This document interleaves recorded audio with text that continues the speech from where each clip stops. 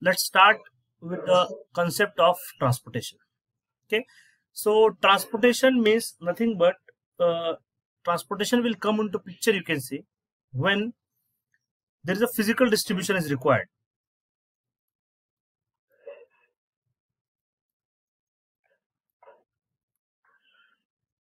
When there is a physical distribution is required, means what? There will be several sales point or several distribution point will be there, and there will be several demand points will be there. Okay, so if I want to supply my product from station 1, 2, 3 or 4 and to the supply centers, or you can say the warehouses, let's say A, B, C, D, then for making this as an optimum for the lowest cost, then our transportation will come into picture. Okay, because from supplying any goods from station 1 to warehouse A, there will be some cost involved. Let's say cost is suppose 10 rupees per unit. From same station A to warehouse B, let's say the cost is 5 rupees, let's say 3 rupees, let's say 2 rupees, let's say 20 rupees, and so on. So let's say you have certain number of products in station A, certain number of products in station B, C, and or 1, 2, 3, 4, and you have to provide certain number of product in A, B, C, D also. Then in that case, you were supposed to find out the optimum cost, means was the lowest cost for the transportation of these goods from supply station 1, 2, 3, 4 to the demand station A, B, C, D. Okay, so for this there is a concept called transportation will come into picture. So all the problems of transportation can be solved based on the simplex method also, based on the linear programming LPP method also. But problem is that when we'll solve the problem based on the LPP method, then the problem becomes very bulky. The number of constraints, you can say, or the number of parameters, you can say, for the objective function will be very huge. And for that, we use the transportation approach instead of this simplex method. Okay, so there will be two type of things will be there. One will be called as suppliers, which will supply the goods, and second thing will be the demand. Okay, so these are the two factors, two parameters that we are going to study. On the row side, we'll write down the supplies. So this will be nothing but your supply, all supplies, and A, B, C, D, these are nothing but your demands. Okay, and now we'll try to formulate all the things in this table. So this type of table we are going to prepare for all transportation problems. Okay, so this is nothing but the row, we can call it. So this is nothing but, let's say I is equals to 1, I equal to 2, I equals to 3. These are the three rows, and this here we'll call it as a column. J equal to 1, J equal to 2, and J equal to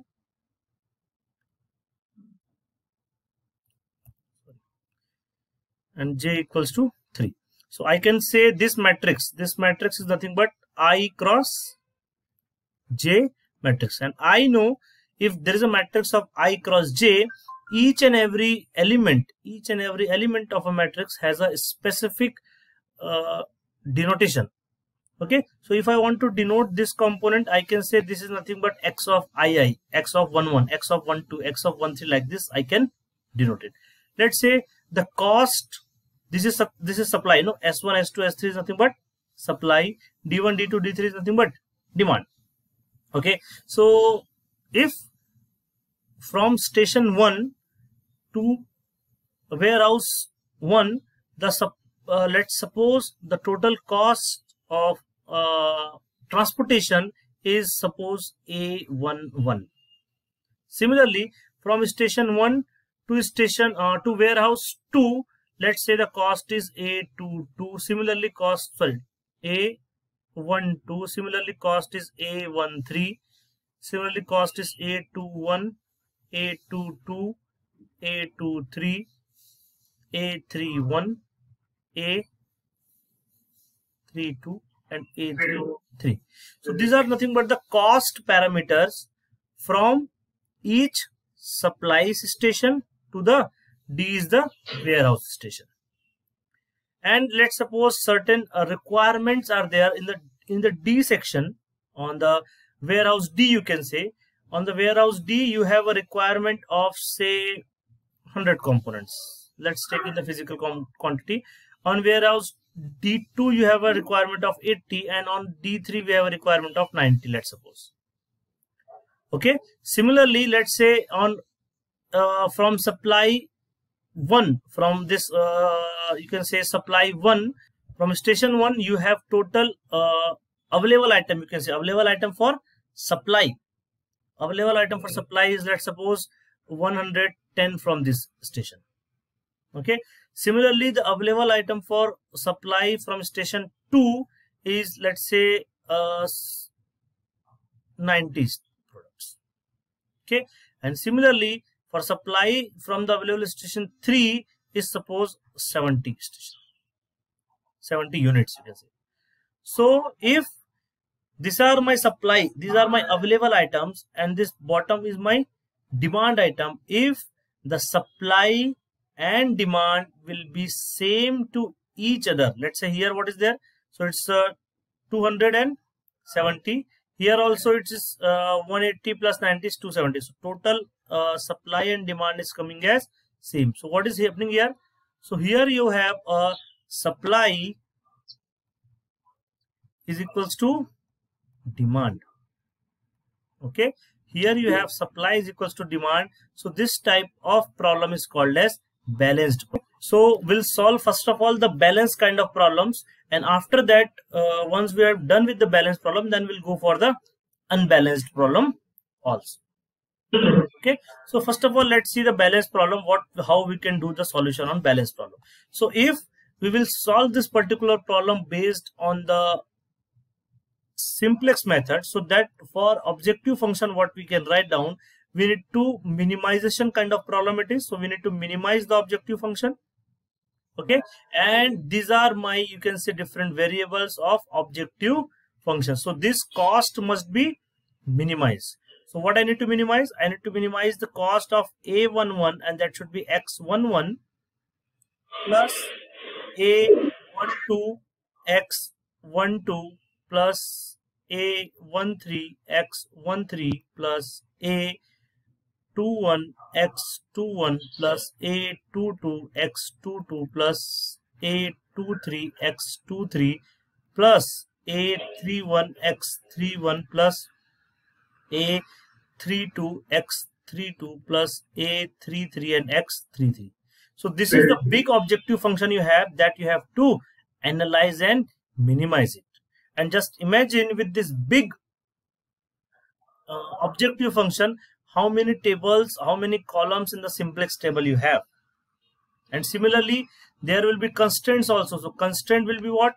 This supply from station 1 should be less than 110, supply from the station 2 should be less than 90, supply from station 3 should be less than 70. So there are two type of constraints. One will be the supply constraint, another will be the demand constraints.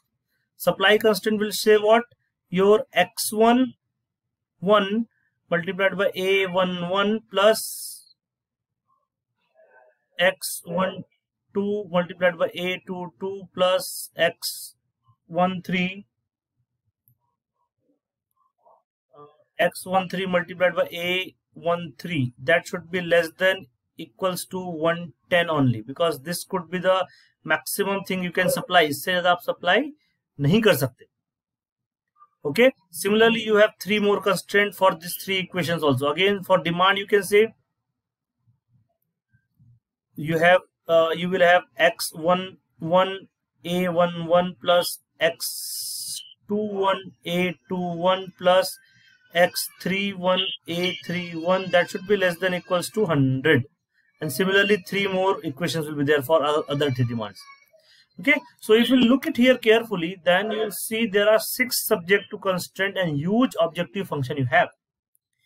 For this particular condition, it is very difficult to solve this condition with the help of normal transportation normal simplex method. That's why we adopt the concept called transportation problem.